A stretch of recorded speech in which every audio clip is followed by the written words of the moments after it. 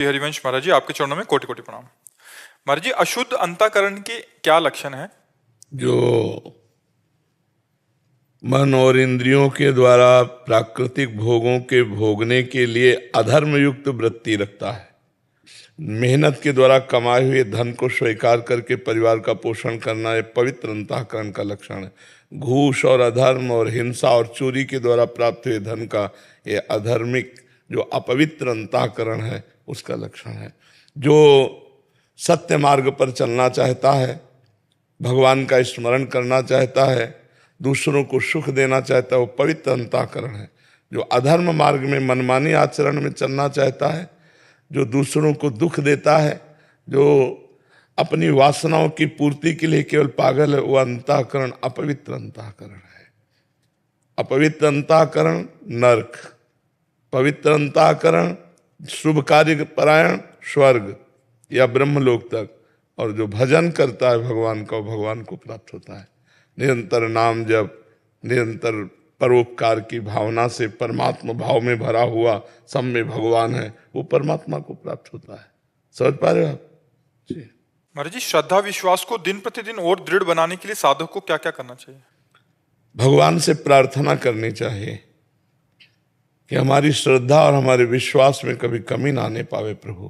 प्रधान बात तो भगवान से प्रार्थना कि हमको ऐसी सामर्थ्य दीजिए हे प्रभु कि कभी आप में अश्रद्धा न हो, कभी विश्वास मेरा डगमगाए नहीं, क्योंकि संसार के माया के ऐसे खेल हैं कि कभी कभी ऐसा लगने लगता है कि मैंने तो कुछ गलत किया नहीं और आपने मुझे दंड दे दिया, चूंकि पूर्व का हमको पता नहीं।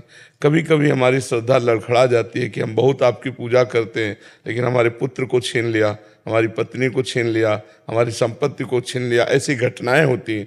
तो हे नाथ, हमारे में श्रद्धा और विश्वास की कमी न हो। और दूसरी बात, जब हम नाम जप करेंगे हमारा हृदय पवित्र होगा, तो पवित्र हृदय का लक्षण होता है श्रद्धा और विश्वास भगवान में। पवित्र हृदय भगवान के चरणों की तरफ भागता है, और अपवित्र हृदय माया की तरफ भागता है।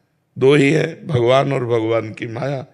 तो हम भगवान से प्रार्थना करें और नाम जप करें और संत महात्माओं के चरणों में प्रणति हो, उनको प्रणाम करें, तो उनकी कृपा दृष्टि से संत दरस जी में पातक टरे, संतों के संभाषण और दर्शन मात्र से हमारी श्रद्धा और विश्वास को बल मिलता है।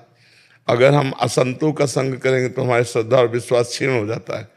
अगर कुसंग हो जाए तो अंतःकरण मलिन होकर पवित्र हृदय वाला भी नरकगामी बन जाए, और अगर साधु संग हो जाए तो नरकगामी पुरुष भी परम धाम का स्थान, परम पद प्राप्त कर ले साधु संग से। जैसे चरणों के नीचे रहने वाली रज जब वायु का संस्पर्श पाती है तो ऊंचे ऊंचे स्थानों में जाकर के लग जाती है।